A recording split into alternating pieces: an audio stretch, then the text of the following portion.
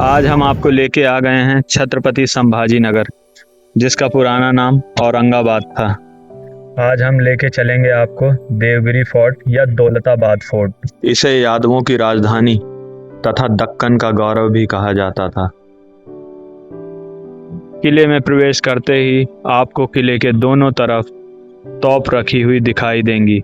इन तोपों का इस्तेमाल जब आक्रमणकारी आक्रमण करते थे तो उनसे बचाव के लिए किया जाता था युद्ध में। जैसे ही आप किले के अंदर प्रवेश करेंगे तो आपको किले के अंदर ही आपको प्रवेश द्वार नजर आएगा। यहाँ से आगे बढ़ते ही हमें सामने जो मुख्य द्वार है इसका वो नज़र आता है। हम जैसे ही किले के अंदर प्रवेश करेंगे तो हमें ये पुराना मंदिर नज़र आएगा, जिसे औरंगजेब के समय पर तोड़ा गया। पहले ये काफ़ी विशाल और भव्य हुआ करता था। दुश्मन की सेना को चकमा देने के लिए यहाँ पर 52 असली और नकली प्रवेश द्वार बने हुए हैं। जैसे ही आक्रमणकारी किले के अंदर प्रवेश करते थे तो यहाँ की सेना उन्हें आसानी से मार दिया करती थी चकमा देकर। आगे चलते ही आपको ये मंदिर से एंटर होते ही बाईं तरफ ये बावड़ी नज़र आएगी आपको, जो कि मंदिर के जस्ट सामने है। यादव राजा भिल्लम देव ने जब इसका निर्माण कराया तो उसके बाद 200 साल इस पर राज किया। फिर उसके बाद खिलजी, तुगलक और मुगलों ने इस पर फिर राज किया। जैसा कि इस किले को सीधी लड़ाई में भेद पाना काफ़ी मुश्किल क्या नामुमकिन ही था। इसे सीधी लड़ाई में कभी कोई जीत नहीं पाया। किले का ये सबसे बड़ा पानी का कुंड है। इसका नाम है हाथी हौज। मध्यकाल में इसमें सैनिकों को तैराकी सिखाई जाती थी। यहाँ से हम आगे चलेंगे और ये देखेंगे भारत माता का मंदिर। किले के अंदर यहाँ पर काफ़ी बड़ा पहले बाज़ार लगा करता था, जहाँ देश विदेश से आके व्यापारी आया करते थे और व्यापार किया करते थे। इसीलिए दौलताबाद को दौलतमंदों का भी शहर कहा जाता है और दौलताबाद शायद इसीलिए इसका नाम पड़ा है। अंदर जाते ही आपको भारत माता की प्रतिमा नज़र आएगी और यहाँ पर भारत माता की प्रतिमा की डेली पूजा की जाती है किसी भी किले में स्थापित। ये पहला ऐसा किला है जहाँ भारत माता का मंदिर है। 1947 के बाद यहाँ भारत सरकार ने इस मूर्ति को स्थापित करवाया था। यहाँ पर स्थापित है पुराने समय का तोप संग्रहालय, जो हमारे बाईं दिशा में है। यह है चांद मीनार। ये 210 मीटर ऊंची है। भारत की कुतुब मीनार के बाद दूसरी सबसे ऊंची मीनार है ये। 1327 में दिल्ली के सुल्तान मोहम्मद बिन तुगलक ने अपनी राजधानी दिल्ली से उठाकर दौलताबाद ले जाने का फैसला किया। इस तुगलकी फरमान के बाद दौलताबाद को राजधानी बनाया गया दिल्ली से उठाकर। फिर 8 साल बाद फिर से दौलताबाद से दिल्ली को राजधानी बना दिया गया। आज हम आ गए हैं यादवों की राजधानी दौलताबाद, जिसे देवगिरी के नाम से पहले जाना जाता था। यहाँ से हम मुख्य किले की ओर प्रवेश करेंगे, जो कि ऊपर पहाड़ी पर बना हुआ है। तो चलिए आगे चलते हैं और किले में प्रवेश करते हैं। अच्छा पुणे से, ठीक है। अभी हम किले के ऊपर खड़े हुए हैं और सामने ये तोप रखी हुई है। इसे कहा जाता है मेंढा तोप, जो आगे से मेंढा जैसी दिखाई देती है। और ये भारत की दूसरी सबसे बड़ी तोप है। ये आप मेरे पीछे अभी ये तोप देख रहे हैं। ये किसी भी आक्रमणकारी के द्वारा अगर यहाँ से आक्रमण किया जाता था तो इन्हीं तोपों से उसको नीचे की तरफ अटैक किया जाता था। इसी से आप जो मेरे सामने देख रहे हैं यह है चीनी महल। यहाँ मुगल और मराठा राजाओं को बंदी बनाकर रखा जाता था। इसके अंदर ये है किले का प्रवेश द्वार। इसमें नीचे खाई थी और उसमें मगरमच्छ और जहरीले सांप छोड़े गए थे। अच्छा, यही वो खाई है जिसमें मगरमच्छ छोड़े गए थे, है ना?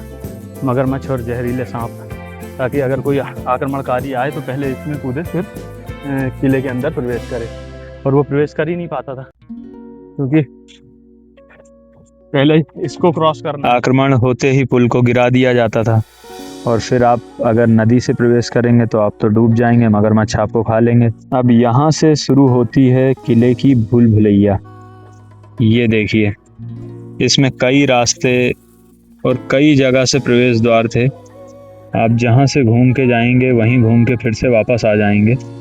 तो ये किले की बहुत ही अद्भुत भूल भुलैया थी। यहाँ से निकलना बड़ा मुश्किल हुआ करता था उस समय। इस भूल भुलैया में आक्रमणकारी जब प्रवेश करते थे तो जो सैनिक थे वो छुप के आक्रमणकारियों पर वार करते थे और उन्हें खाई में फेंक दिया करते थे यहाँ से उठा के। और यहाँ इलेक्ट्रिसिटी आने से पहले यहाँ इतना अंधेरा हुआ करता था कि यहाँ आना और यहाँ से निकल पाना हम आम लोगों के लिए भी बड़ा मुश्किल होता था। ऐसा कहते हैं यहाँ जो लोग हैं वो लोग बताते हैं पुराने। अब हम किले के थोड़ा सा और ऊपर आ गए हैं और नीचे हम देखेंगे कि यही वो खाई है जो 70 फीट चौड़ी और 80 फीट गहरी है। आक्रमणकारियों को इसे क्रॉस करके आना होता था और इसे क्रॉस करने में मगरमच्छ और सांप भी इसमें हुआ करते थे। और इसे किसी भी नदी या नहर से नहीं जोड़ा गया था, इसे भरा जाता था पहाड़ के पानी द्वारा, जो देवगिरी के किले का पहाड़ था। क्योंकि नदी से जोड़ने पर आक्रमणकारी नदी के द्वारा किले के अंदर प्रवेश कर सकते थे, इसलिए इसे इतना सुरक्षित बनाया गया। पूरे किले में एकमात्र हिंदू मंदिर ये गणेश मंदिर है, जो आज भी बहुत ही अच्छी स्थिति में है। ये हम आ गए टॉप पे।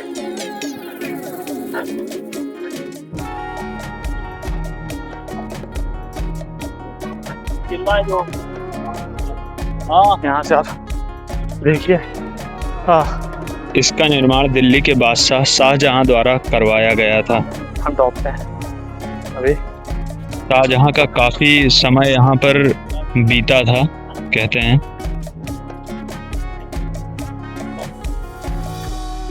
मेन एंट्री यहाँ से है। आप देखिए इसकी हाइट, और वो जो वहाँ पे बाउंड्री देख रहे हैं आप, ये किले की सबसे नीचे की बाउंड्री है। और यहीं पे किले की दोनों बाउंड्री की तरफ बीच में एक नदी का निर्माण किया गया था, जिसमें राजा द्वारा पानी, हम इसे जल्दी जल्दी कैप्चर करेंगे क्योंकि बस 15 मिनट बचे हैं किले को बंद होने में। और ये आप यहाँ से इसका व्यूज देख सकते हैं। व्यू क्या ब्यूटीफुल।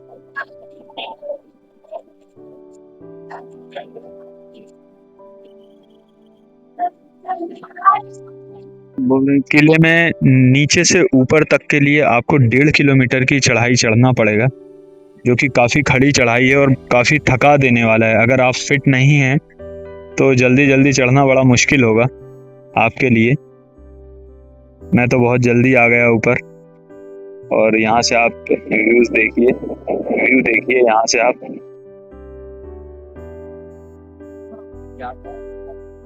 भाई आप लोग कहाँ से आए हैं? हम लोग इंदौर से आए हैं। अच्छा, ये किला क्यों फेमस है?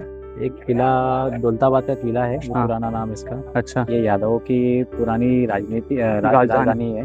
अच्छा, और ये फेमस बहुत है यहाँ पे। अच्छा, टूरिस्ट को बढ़ते हैं। अब आप लोग यहाँ से कहाँ जाएंगे? अच्छा, इंदौर से आए थे आप लोग। चलिए ठीक है, एंजॉय कीजिए भाई। तो दोस्तों कैसी लगी वीडियो हमें बताइए, कमेंट और लाइक जरूर कीजिए। धन्यवाद।